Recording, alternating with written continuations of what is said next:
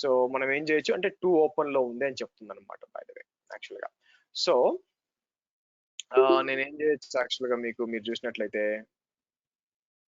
Permissions change చేయొచ్చు అండి. ఓ పని చేస్తాను, మామూలుగా అయితే అవసరం లేదు, లేదా ఇంకో విధంగా కూడా చేయొచ్చండి. మీరు చూసినట్లయితే ఇక్కడ నుంచి బట్ పర్మిషన్స్ ఏంటంటే బ్యాడ్ పర్మిషన్స్ అని చూడండి.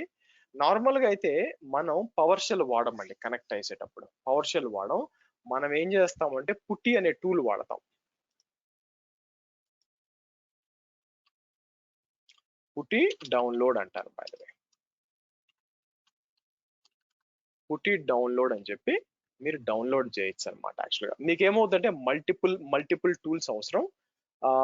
బట్ నా ఉద్దేశం ఏంటంటే ఇదే ట్రై చేస్తాను ఆగండి. ఇక్కడికి వచ్చి మీకు ఈజీగా ఉండడానికి రైట్ క్లిక్ చేసి ప్రాపర్టీస్ వస్తే సెక్యూరిటీకి వచ్చామనుకోండి, వీడేమన్నాడంటే అందరికి యాక్సెస్ ఉంది అని అంటున్నాడు బై ద వే.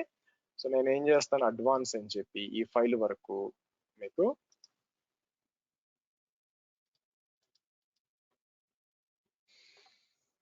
ఇక్కడ కేవలం నాకు మాత్రమే ఇవ్వాలనుకున్నాం అనుకోండి. సో నేను ఏం చేస్తాను పర్మిషన్ ఇవ్వచ్చు, లేకపోతే వద్దులేండి, మీకు పవర్ షెల్ తెలియదు కాబట్టి. ఇప్పుడు నేను ఏం చేయొచ్చు అంటే పుట్టి అనే ఒక టూల్ ఉంది, ఈ టూల్ ఎక్కువ వాడుతుంటారు.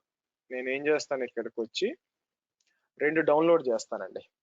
ఒకటి వచ్చి పుట్టి డాట్ ఇది సేవ్ అంటాను, AWS B34 పుట్టి అని ఇస్తాను. ఓకే, ఇది విండోస్ సిస్టమ్ అండి, సిహెచ్ మోడ్ నాకు తెలీదా. సో ఇక్కడికి వచ్చి మీకు పుట్టి జెన్ అన్న పుట్టి జెన్ డౌన్లోడ్ చేశాను, సారీ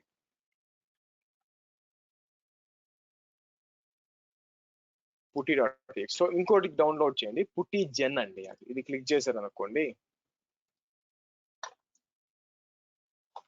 ఇట్లా చేయండి.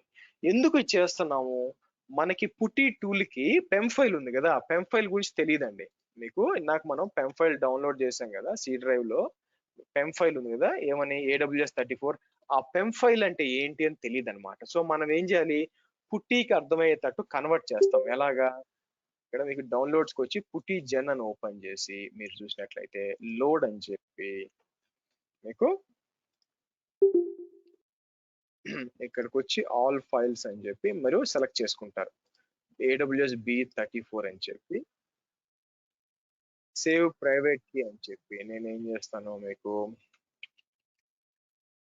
AWS B34 PPK అంటారు.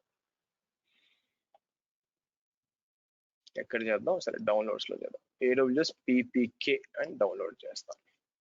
ఇప్పుడు నేను ఏం చేస్తానంటే చూడండి, మన ఇన్స్టెన్స్కి వెళ్ళి దీన్ని కాపీ చేసుకొని మనం ఎక్కడ డౌన్లోడ్ చేస్తాం మీరు చూసినట్లయితే అది దీని పేరు ఏంటండి, మనకి సి డ్రైవ్ లో ఉందనుకుంటాను కదా. బట్ ఎనీవే డౌన్లోడ్స్ లో పుట్టి ఓపెన్ చేసి EC2-user అని చెప్పి @ ఇలా ఇద్దాం. తర్వాత వాళ్ళ కీ ఉంది కదా, తీసుకొని మనం ఏం చేస్తాం, మనం క్రియేట్ చేసిన కీ ఉంది. సో కాబట్టి AWS34 PPK ఉంది, ఇది ఇచ్చి నేను కావాలనుకుంటే సైజు కూడా మారుస్తా. అపియరెన్స్ వచ్చి నేను ఏం చేస్తానంటే మీకు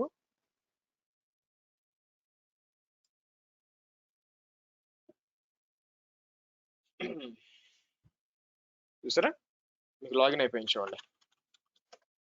ఎక్కడున్నాను నేను, లైనెక్స్ సర్వర్ లో లాగిన్ అయిపోయాను. సో మీకు ఏం చేస్తాను, చేంజ్ సెట్టింగ్స్ అని చెప్పి ఇక్కడికి వచ్చి ఇదండి చూసారా.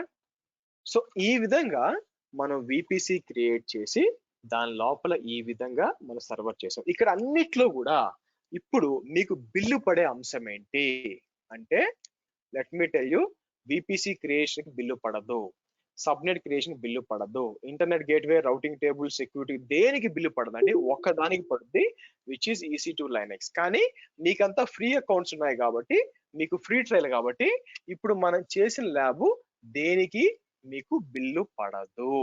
బై ద వే నేను చెప్తూ ఉంటాను దేనికి బిల్లు పడద్ది ఏది పడదని, చిన్నగా మీరు యూస్ చేసుకోవాలన్నమాట. సో ఇదండి మీరు చూసినట్లయితే మనకి ఏ విధంగా విపిసి డిప్లాయ్ చేయాలి ప్రాక్టికల్ గా నేను దీంట్లో చెప్పున్నాను by the way. Okay, next మనం ఏం చేయాలంటే యాక్చువల్ గా మాట్లాడాల్సింది రేపు డీప్ డైవ్ చేసి రౌటింగ్ టేబుల్ గురించి మాట్లాడాలండి. రౌటింగ్ ఎందుకంటే మాక్సిమం మిస్టేక్స్ మీకు రౌటింగ్ టేబుల్ దగ్గర లేకపోతే సెక్యూరిటీ గ్రూప్ దగ్గర పోతాయి. సో మనం ఏం చేస్తాం, రేపు వాటి గురించి డిస్కస్ చేస్తాం బై ద వే.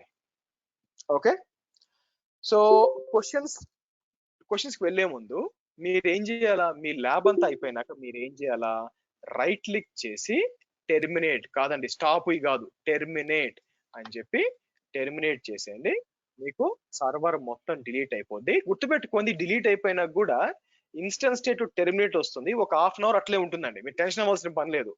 అది ఇక్కడ షట్ డౌన్ వస్తుంది కదా, తర్వాత టెర్మినేట్ అని వచ్చేస్తుంది. టెర్మినేట్ అని రాగానే ఇక్కడ వచ్చి మీకు టెర్మినేట్ ఇక్కడ కాసేపు అలాగే ఉండిపోద్ది హాఫ్ అన్ అవర్ పాటు టెర్మినేటెడ్ అని. మీరేం టెన్షన్ కావాల్సిన పని లేదు, హాఫ్ అన్ అవర్ తర్వాత అదే పోతుంది అనమాట. ఓకే, సో ఇదండి మీకు primary over view about VPC creation by the way. Okay, so నేను ఏం చేస్తానంటే మనకి యాజ్ ఐ సెడ్ రేపు ఇంకా డీప్ కి వెళ్దాం. నేను ఏం చేస్తాను, మీకు ఫీజ్ డీటెయిల్స్ ఓపెన్ చేసి ఫ్లోర్ ఓపెన్ చేస్తాను, మీరు చూడవచ్చు అనమాట బై ద వే. మీరు చూసినట్లయితే ఇక్కడికి వచ్చి మీకు సో ఇదండి ఫీజ్ డీటెయిల్స్. ఆల్రెడీ కొంతమంది పంపించారు, వాళ్ళకి యాక్సెస్ ఇచ్చాను, కొంతమందికి మెయిల్ పంపించాను అకౌంట్ క్రియేట్ చేసుకోమని, క్రియేట్ చేసి వాట్సాప్ చేయండి. కొంతమందికి ఇప్పుడు పంపిస్తాను కాసేపట్లో. టోటల్ ఫీజు వచ్చి 12,500 అండి. మనకి సండే లోపల, ఎందుకంటే సండే ఈవినింగ్ కొత్త మీటింగ్ ఐడి అని పంపిస్తాను, దాని లోపల 6,500 కట్టాలి. మోస్ట్ ప్రాబ్లీ జనవరి 8 లోపల రిమైనింగ్ ఉంటుందండి. ఆ తర్వాత మీరు పేటిఎం, జీపే, ఫోన్ పే వాడచ్చు. ఇది నెంబర్ అండి బై ద వే మీరు చేయాల్సింది. అది చేసినాక send me screen shot on these numbers. మీకు ఆ స్క్రీన్ షాట్ మీ జీమెయిల్ ఐడి నాకు పంపించండి. ఒకవేళ మీకు అకౌంట్ డీటెయిల్స్ కావాలనుకుంటే నాకు వాట్సాప్, ఈ 2 నెంబర్లు దేనికైనా వాట్సాప్ చేయండి, మీకు అకౌంట్ డీటెయిల్స్ ఇస్తాను by the way. And expectation completion of this job ఏంటంటే, ది కోర్స్ ఏంటంటే మ్యాక్స్ వచ్చి Feb 25th కి మీకు అవ్వాలండి by the way. Okay, so ఇదండి మీకు high level of VPC as well as the details. ఇది మీకు ఫీజ్ డీటెయిల్స్. మీకు ఫ్లోర్ అనేది ఓపెన్ అండి, you can ask questions for next 19 minutes. Please go head. Harsha గారు, చెప్పండి. నేను లాస్ట్ 2 days క్లాసెస్ అటెండ్ అవ్వలేదు, అంటే అవి కూడా ఫస్ట్ క్లాస్ నేను అయిపోయిన ఫస్ట్ క్లాస్ పెద్ద చెప్పలేదు. నిన్నటి క్లాసు మొన్నటి క్లాసు మీరు ఫీజ్ పే చేసినాక మీకు యాక్సెస్ వస్తుందండి. మీరు క్లాసెస్ అయితే ఫ్రీగా అటెండ్ చేయొచ్చు, బట్ వీడియో వచ్చి మీకు దాని ఏమంటారు, మీకు పే చేసినాక 6,500 అప్పుడు మీకు యాక్సెస్ వస్తుంది. అండ్ మీకు నెక్స్ట్ సెప్టెంబర్ దాకా ఉంటాయండి యాక్సెస్ మీకు వీడియోస్ కి. ఏదైనా ప్రాజెక్ట్ కూడా చెప్తారా అండి? సో మీకు ప్రాజెక్ట్ చెప్తాను కానీ మీకు ఉపయోగపడదండి, ఎందుకంటే ప్రాజెక్ట్ అనేది మీకు ఓన్లీ ఏడబ్ల్యూఎస్ తో పనిచేయదు, డెవాప్స్ తో ఉంటేనే మీ రెజ్యూమ్ కి వాల్యూ. కాబట్టి ఏడబ్ల్యూఎస్ లో నేను ఒక క్లౌడ్ ఫార్మేషన్ తీసుకొని డిప్లాయ్ చేసినా కూడా it is not that useful by the way. DevOps చేసేటప్పుడు సిఐసిడి పైప్ లైన్ చేస్తారు కాబట్టి ఈ నాలెడ్జ్ తో ఏడబ్ల్యూఎస్ కంప్లీట్ చేసి డెవాప్స్ కి వెళ్ళి అక్కడి నుంచి మీరు వెళ్ళచ్చు. అదే మీకు ప్రాజెక్ట్ గా ఇంకా బాగా తెలుస్తుంది. క్వశ్చన్స్? ఒకదంతా ఒకటి కమ్యూనికేట్ అవుతాయా? మీకు వాయిస్ కట్ అయింది, కమ్ అగైన్. మీరు 2 సబ్జెక్ట్స్ క్రియేట్ చేశారు సార్. yes, అవి ఒకదాంతో ఒకటి కమ్యూనికేట్ అవుతాయి సార్. సో దీన్ని ఏమంటారు, ఇక్కడ మీరు చూసారనుకోండి, మీరు గమనించినట్లయితే అన్ని అవైలబిలిటీ జోన్స్ ఒకదానికి కనెక్ట్ అవుతుంది అని చెప్పాను, అవునా? ఓకే, సో ఒకదానికి కనెక్ట్ అవుతుంది. సో ఆబ్వియస్ గా మీకు సబ్నెట్స్ మీ డిఫరెంట్ అవైలబిలిటీ జోన్ లో ఉన్న విపిసి మధ్య, అంటే ఒక విపిసి లో మల్టిపుల్ సబ్నెట్స్ ఉన్న అవి ఒకదానికి కమ్యూనికేట్ అవుతుంది. ఎస్, తర్వాత తెలుస్తుందండి ఎందుకు సబ్నెట్ మీద ఎనేబుల్ చేసిన తర్వాత తెలుస్తుంది మీకు, ఇప్పుడు కాదు. ఎస్ చెప్పండి. మీరు ప్రైవేట్ ఐపీ తీసుకున్నప్పుడు అది ఇంటర్నెట్ కనెక్ట్ అవుతుంది కదా సార్? అవ్వదండి, మీకు పబ్లిక్ ఐపీ ఇస్తేనే అవుద్ది.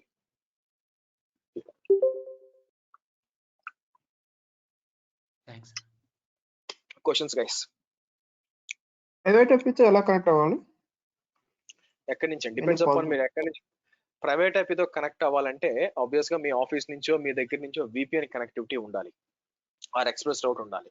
లేదంటే పబ్లిక్ అయిపోయింది. 99% ఏమవుతుందంటే మీ ఆఫీస్ నుంచి VPN కనెక్టివిటీయో లేకపోతే డైరెక్ట్ కనెక్ట్ ఉంటుంది. దాని ద్వారా ప్రైవేట్ IP ద్వారా కనెక్ట్ అవుతారు రియల్ టైమ్ లో. బట్ యాజ్ ఆఫ్ నో మనకి ఆ ప్రొవిజన్ లేదు కదా, కాబట్టి మనం పబ్లిక్ ఐపీతో కనెక్ట్ అవుతాం. Okay, okay. Questions guys?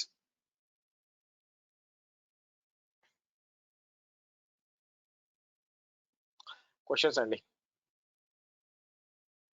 రేపు ఎల్లుండి కూడా సేమ్ URL వాడండి. ఇక్కడ మీరు పబ్లిక్ ఐపీ ఎనేబుల్ చేశారు కదా, అవును, దానికి ఛార్జెస్ ఉండదా? పబ్లిక్ ఐపీ ఉండదండి. ఎందుకు ఉండదో మీకు తర్వాత తెలుస్తుంది. ఎందుకంటే ఎలాగో మీరు సర్వర్ క్రియేట్ చేసినప్పుడు అంటే మీకు పబ్లిక్ ఐపీకి ఎలాస్టిక్ ఐపీకి తేడా తెలియాలా, తర్వాత అర్థం అవుతుంది. ఇప్పుడు ఓకే, కాదు. ఫైన్. Questions guys?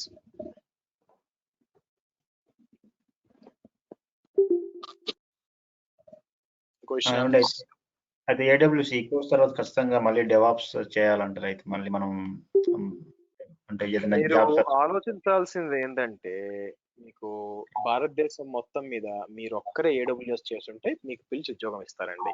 బట్ అది కరెక్ట్ కాదు కదా. ఎందుకంటే అట్ ఎనీ గివెన్ మూమెంట్ మీ ముందు ఒక 10,000 మంది చేసుకుంటారు, మీ తర్వాత కూడా 10,000 మంది, అంటే అందరికీ చెప్తున్నాను 10,000 మంది చేస్తుంటారు. వాళ్ళందరినీ కాదని మీ రెజ్యూమ్ ఎందుకు షార్ట్ లిస్ట్ చేయాలి అనే క్వశ్చన్ వచ్చినప్పుడు మనం ఎలా ఆన్సర్ చేస్తాం? అవునా? సో కాబట్టి మీ రెజ్యూమ్ షార్ట్ లిస్ట్ కాదు. అందుకే మనకేముండాలి,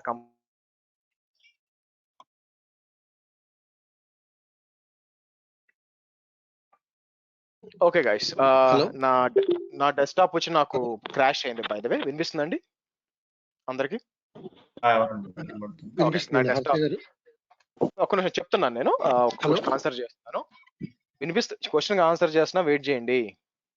ఓకే, నౌ గైస్ క్లారిటీ ఉంది కదా నేను ఏం మాట్లాడుతున్నాను? ఉంది.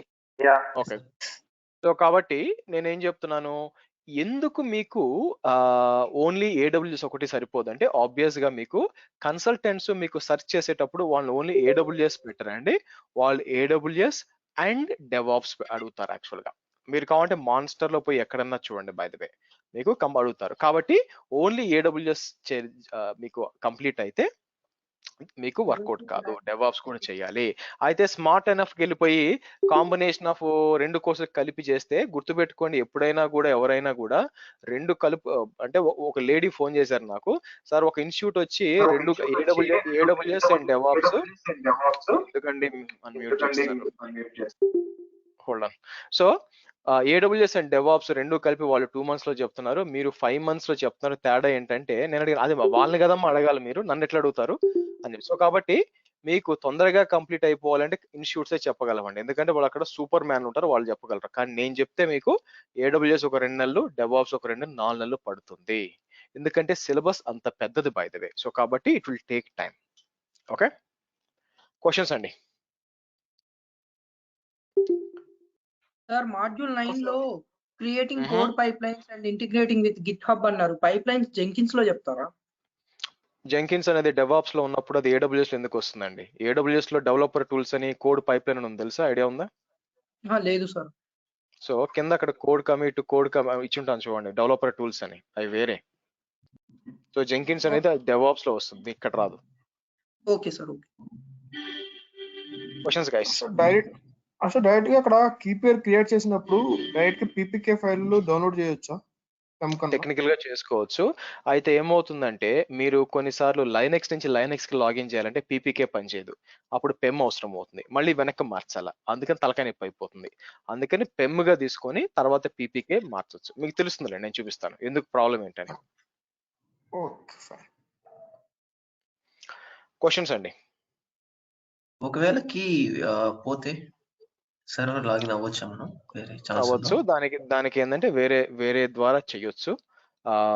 అంటే కీ లేకుండా మీరు లాగిన్ కాలేరు, కాకపోతే నేను చూపిస్తాను ఎలా చేయొచ్చు అని. మీకు ఎండ్ పాయింట్స్ అనేది చెప్పేటప్పుడు నేను చూపిస్తాను ఎలా చేయొచ్చు అని. టెక్నికల్ గా ఎస్ చేయొచ్చు. చేయొచ్చా? ఓకే, ఎస్ చేయొచ్చు. క్వశ్చన్స్ అండి? చెప్పండి. ఎగ్జిస్టింగ్ కీతో లాగిన్ కావచ్చు కదా EC2 ఇన్స్టెన్స్ కి మనం? ఎగ్జిస్టింగ్ కీ అంటే మీకు కీ అసైన్ చేసి ఉంటే లాగిన్ అవ్వచ్చు అండి. కీ దానికి సర్వర్ కి అసైన్ చేయకుండా లాగిన్ కాలేరు కదా. ఓకే. మీరు మీ ఇంటికి తాళం వేసుకొని పక్కింటి తాళంతో ట్రై చేసి రాదు కదా. Questions guys. మీకు రోబోట్ లాగా అనిపిస్తుంది పేరు. వాయిస్ సర్లేదు మీకు. ఐ థింక్ విష్ణువర్ధన్ అనుకుంటాను. మీ వాయిస్ సర్లేదండి. వాయిస్ చాట్ లో టైప్ చేయండి. బై ద వే చాట్ లో టైప్ చేస్తే నేను రెండు పుట్టి డౌన్లోడ్ చేశానండి. కేర్ఫుల్ గా చూస్తే నేను పుట్టి డౌన్లోడ్ చేశాను, పుట్టి జెన్ చేశాను. పుట్టి జెన్ ఎందుకు? మీకు పెమ్ ని పీపీకే మార్చడానికి. పుట్టి ఎందుకు? కనెక్ట్ అవ్వడానికి బై ద వే. సో కాబట్టి నేను ఒకే పుట్టి కాదు 2 డౌన్లోడ్ చేశాను by the way.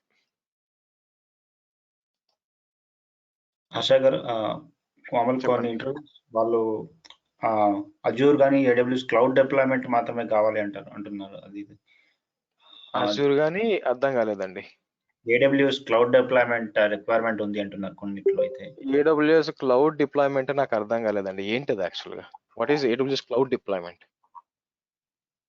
What exactly is it? So ఎందుకంటే సగం మంది కన్సల్టెంట్స్ ఏం చేస్తారంటే వాళ్ళు ఏం పెడుతున్నారో వాళ్ళకే తెలియదు బేసిక్ గా. AWS క్లౌడ్ డిప్లాయ్మెంట్ అనేది ఏం లేదండి టూల్ అనేది by the way. Okay, so maybe they are referring to something.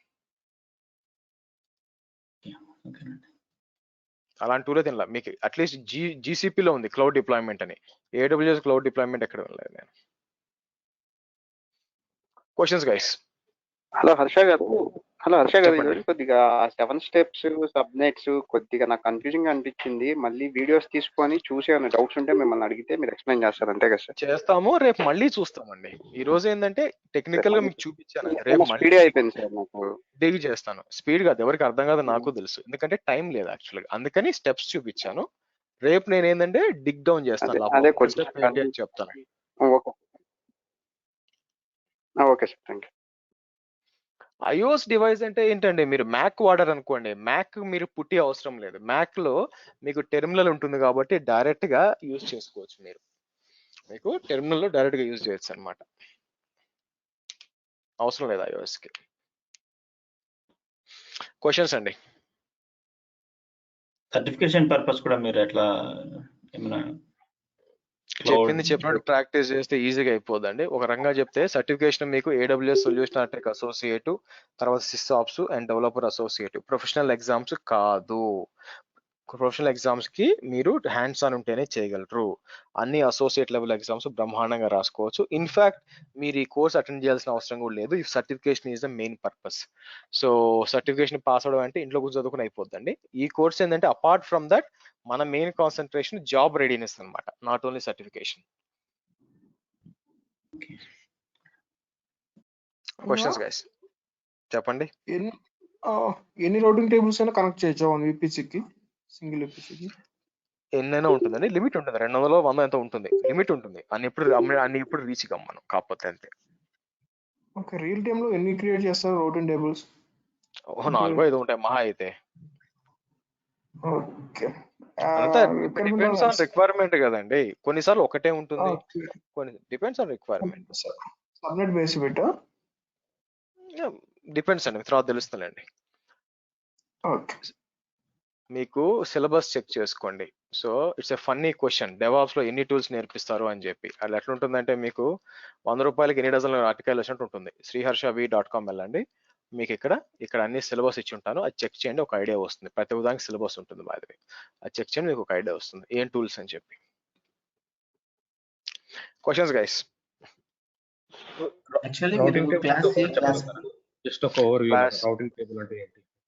రేపు ఇంకా ఉంటుందండి, డీప్ గా అర్థమవుతుంది, డోంట్ వరీ. ఈ రోజు ఎవరికి అర్థం కావాలని నేను చెప్పలేదు, స్టెప్స్ హై లెవెల్లో చెప్పాను. రేపు డీప్ గా చెప్తాను, అప్పుడు రౌటింగ్ టేబుల్ ఇంకా బాగా అర్థం అవుతుంది. ఓకేనా? హర్ష గారు, ఒక నిమిషం, ఇది డౌట్ సెషన్ కాబట్టి ఇప్పుడు తీసుకురాలేను. ఎస్ చెప్పండి. ఇది మీటింగ్ జరిగేటప్పుడు ఇది అన్మ్యూట్ అయిపోతుందండి. ఒక 1 minute 2 minutes 1 minute పాజ్, అదే 1 minute వినపడట్లేదండి. మళ్ళీ నా సైడ్ నుంచి ఏం ప్రాబ్లం లేదండి, ఎవరికి ఏం ప్రాబ్లం లేదంటే మీ సైడ్ ఏదో ఇష్యూ ఉంది బై ద వే. ఏదో నెట్వర్క్ ఇష్యూ ఉంటే అలా వస్తుంది, నెట్వర్క్ ఇష్యూ ఉంటే వస్తుంది అట్లా. ఎంటర్ప్రైజెస్ వాళ్ళు క్లాస్ A క్లాస్ B లో IPC తీసుకుంటారని చెప్పారు కదా. మోస్ట్ ప్రాబబ్లీ యాక్చువల్లీ వాళ్ళు పే చేస్తారా వాటికి? ప్రైవేట్ ఐపీ అడ్రస్లు ఫ్రీ అండి, ఎవరికి ఏమీ పే చేయాల్సిన అవసరం లేదు. కాకపోతే ఓకే ఎంటర్ప్రైజ్ లో మీకు ఐపీలు ఎక్కువ కాబట్టి కావాలి కాబట్టి మనది వాడతాం. ఓకే. మన ఇంట్లో ఐపీలు అవసరం ఎక్కువ లేదు కాబట్టి 192 వాడతాం. సో డెవాప్స్ ఇప్పుడు నేర్చుకోవాలంటే ఏడబ్ల్యూఎస్ ఉండాలి, కానీ ఏడబ్ల్యూఎస్ కి డెవాప్స్ అవసరం లేదండి. నేను కూడా 10.0.0.0 తీసుకొని వాడుకోవచ్చు. నేను వాడానంటే మీరు వాడొచ్చండి, ఎవరైనా వాడుకోవచ్చు. ఓకే, అదే సిరీస్ తో మీరు వాడుకోవచ్చా? ఎస్, యా, అందుకే ఇంటర్నల్ ఐపీలు అన్నాం. Okay fine, thank you. ఒకసారి ఆ డయాగ్రామ్ కి వెళ్తారా? విపిసి డయాగ్రామ్ కూడా గీసారు కదా మీరు ఇందాక. లేదండి, అది మొత్తం పోయింది యాక్చువల్గా, ఎందుకంటే నాకు సిస్టమ్ రీబూట్ అయింది. ఓకే, బట్ చెప్పండి, పర్లేదు, నాకు అర్థం అవుద్ది. అంటే మీరు అక్కడ ఒక విపిసి లాగా మొత్తం క్రియేట్ చేశారు కదా, అంటే కంప్లీట్ 3 zones లో కవర్ అయ్యేటట్టుగా గీసారు కదా. సో అవును, ఆ వర్చువల్ ప్రైవేట్ క్లౌడ్ అనేది ఆ 3 zones లో ఉన్నట్టే కదా. 3 zones లో ఎప్పుడు వస్తుందంటే, ఇప్పుడు మామూలుగా మీరు విపిసి క్రియేట్ చేసినప్పుడు నార్మల్ గా అయితే అది ఏ అవైలబిలిటీ జోన్ లో లేదండి. మీరు 1A లో సబ్మిట్ చేసినప్పుడు క్రియేట్ చేస్తే అది 1A లో ఉన్నట్లు లెక్క. అలాగే 1B లో కూడా సబ్మిట్ చేస్తే ఆ విపిసి 1Bకి ఎక్స్టెండ్ అయింది. 1C లో కూడా మీరు సబ్మిట్ క్రియేట్ చేస్తే 1Cకి ఎక్స్టెండ్ అయింది. So because normal VPC create చేస్తే దానికి వాల్యూ లేదు, మీరు సబ్నెట్లు క్రియేట్ చేస్తుంటే ఆబ్వియస్ గా ఎక్స్టెండ్ అవుతూ ఉంటుంది మీకు. ఓకే, సబ్నెట్స్ క్రియేట్ చేయడం వల్ల అది జోన్ కి అది ఎక్స్టెండ్ అవుతూ వస్తుంది. ఎస్, యా, ఎందుకంటే అది ఒక లాజికల్ కదా, బేసిక్ గా it's not physical. Okay okay, ఉందండి క్వశ్చన్స్. యా, ఐ మీన్ మనం EC2 లాంచ్ చేసేటప్పుడు పబ్లిక్ కీ జనరేట్ చేస్తుంది కదా, దానికి పీపీకి డిఫరెన్స్ ఏముంది? ఐ మీన్ డిఫరెన్స్ మనం బేసిక్ గా మనం ఒకసారి జనరేట్ చేస్తాం. ప్రతి EC2 ఇన్స్టెన్స్ కి మనం జనరేట్ చేయం, బై ద వే. ఒకసారి జనరేట్ చేసి అదే మల్టిపుల్ టైమ్స్ వాడుకోవచ్చు. సో పెమ్ అనే బేసిక్ గా ఒక పబ్లిక్ కి ప్రైవేట్ కి క్రియేట్ అవుద్ది. పబ్లిక్ కి వాళ్ళు పెట్టుకుంటారు, ప్రైవేట్ కి మీకు ఇస్తారు. అదే పెమ్ ఫైల్. ఓకేనా? అది ప్రైవేట్ కి అంటాం బేసిక్ గా. పెమ్ ఫైల్ ప్రైవేట్ కి. కాకపోతే పుట్టి వాడాలంటే దానికి పెమ్ ఫైల్ గురించి తెలియదు బేసిక్ గా. అందుకని ఆ పెమ్ ఫైల్ ని పీపీకే గా కన్వర్ట్ చేసి పుట్టితో వాడుకుంటాం. పెమ్ పీపీకే రెండు ఒకటే. కాకపోతే ఏంటంటే పెమ్ అనే ఫైల్ పుట్టికి అర్థం కాదు, ఆ టూల్ కి అర్థం కాదు, కాబట్టి పీపీకే గా కన్వర్ట్ చేసి వాడుకుంటున్నాం అంతే. Okay fine. And I mean generate చేయాల్సిన అవసరం అనుకుంటా కదా, EC2 ఆటోమేటిక్ అది పబ్లిక్ కి జనరేట్ చేస్తుంది అనుకుంటా అది EC2 లాంచ్ చేసేటప్పుడు. ఒక్కసారి మీరు క్రియేట్ చేసుకుంటే మనం మల్టిపుల్ మెషిన్స్ కి వాడుకోవచ్చు. Okay fine fine, ya, thank you. Questions అండి.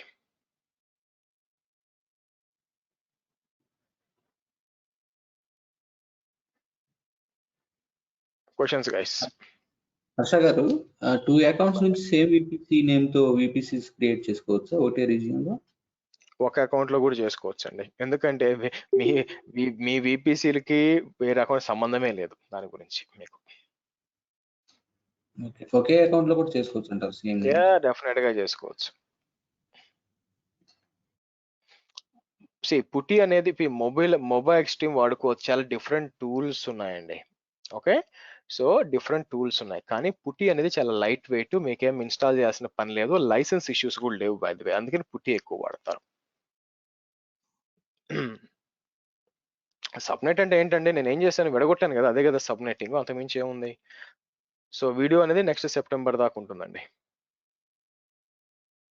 హర్ష, ఎస్, మీరు స్టార్టింగ్ లో /16/24 అని చెప్పారు కదా మీరు సబ్నెట్ గురించి.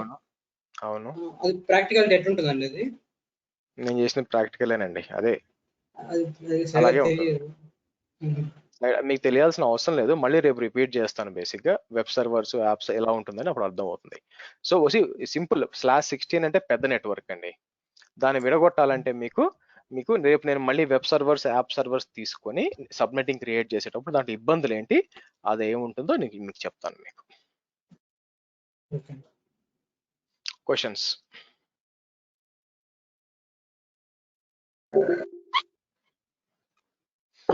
హర్ష గారు, విపిసి క్రియేట్ చేసిన ప్రతిసారి లైనక్స్ సర్వర్ కూడా మనం క్రియేట్ చేయాలి. ఇప్పుడు విపిసి క్రియేట్ చేసుకున్నారు, బానే ఉంది, మీరు సర్వర్స్ ఏం డిప్లాయ్ చేయలేదు, ఇంకా విపిసి వల్ల యూజ్ ఏముందండి? అలా కాదు సార్, లైనక్స్ సర్వరే దీనికి బ్యాక్ ఎండ్ సపోర్ట్ అని నేను అడుగుతున్నాను. అదేం లేదు, విండోస్ కూడా చేసుకోండి, ఎవరు కాదన్నారు. ఇంకా రాలేదు కదా. అందుకు అడుగుతుంది.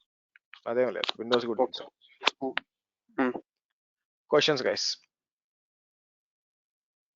హర్ష గారు విపిసి ఇందాక డయాగ్రామ్ లో 3 విపిసిస్ ఉన్నాయి కదా, దాంట్లో ఐపీ అడ్రస్లు డిఫరెంట్ గా ఇచ్చాం కాబట్టి ఐపీ అడ్రసింగ్ ఓవర్లాపింగ్ లేదు కదా. మీకు విపిసి అంటే నేను ఏం చెప్పానండి, యాక్చువల్ మీరు చూసినట్లయితే విపిసికి ఇప్పుడు మనం ఏం చేస్తాం ఇక్కడ, 3 డిఫరెంట్ విపిసి, మీకు 3 డిఫరెంట్ విపిసిస్ ఉన్నాయనుకోండి. ఫర్ ఎగ్జాంపుల్ ఎలా చేయవచ్చు అంటే, మీకు 3 డిఫరెంట్ విపిసిస్ వచ్చి 3 డిఫరెంట్ క్లాస్ రూమ్స్ అనుకోండి by the way. Okay, section A, section B, section ఉన్నాయనుకోండి. అక్కడ ఈచ్ సెక్షన్ లో శ్రీహర్ష వి అని చెప్పి మీకు ఉండొచ్చు, సేమ్ పేరుతో సేమ్ రోల్ నెంబర్తో ఉండొచ్చు, ఇబ్బందిలే. అవునా, బేసిక్ గా ఇబ్బంది ఏం లే, అని వేరే వేరే సెక్షన్లు కదా బై ద వే. సో ఇక్కడ సెక్షన్ కూడా విపిసి అన్నమాట. సో కాబట్టి ఇబ్బంది ఏమీ లేదు. ఇబ్బంది ఎప్పుడు వస్తుందంటే, మీకు ఆ 2 విపిసిలు కలపడానికి ట్రై చేశారు అనుకోండి, ఈ 2 క్లాసులు మర్జ్ చేయడానికి ట్రై చేశారు, అప్పుడు ఏమవుతుంది, అక్కడ తలనొప్పి వస్తుంది మీకు. అవునా, సో కాబట్టి ఐడియల్ గా మీరు గుర్తుపెట్టుకోవాల్సింది ఏంటంటే, మీకు ఎన్ని విపిసిలు ఉన్నా కూడా డిఫాల్ట్ గా వాటి మధ్య కమ్యూనికేషన్ ఉండదు కాబట్టి మీరు ఏం చేస్తారు, అన్ని కూడా 10.1.0.0/16 అని చెప్పి మీరు ఇలా ఇచ్చుకోవచ్చు, ఇబ్బంది ఏమి లేదు, మీకు ఇబ్బంది ఏమి లేదు. సో కాకపోతే రేపొద్దున ఈ 3 కమ్యూనికేట్ చేసుకోవాలంటే ఇబ్బంది అవుతుంది, మీకు ఇబ్బంది అవుతుంది. సో కాబట్టి మామూలుగా మనం ఏం చేస్తాం, అందుకని మనం డిఫరెంట్ రేంజెస్ ఇచ్చుకుంటాము. అర్థమైందండి? ఓకే, అర్థమైంది.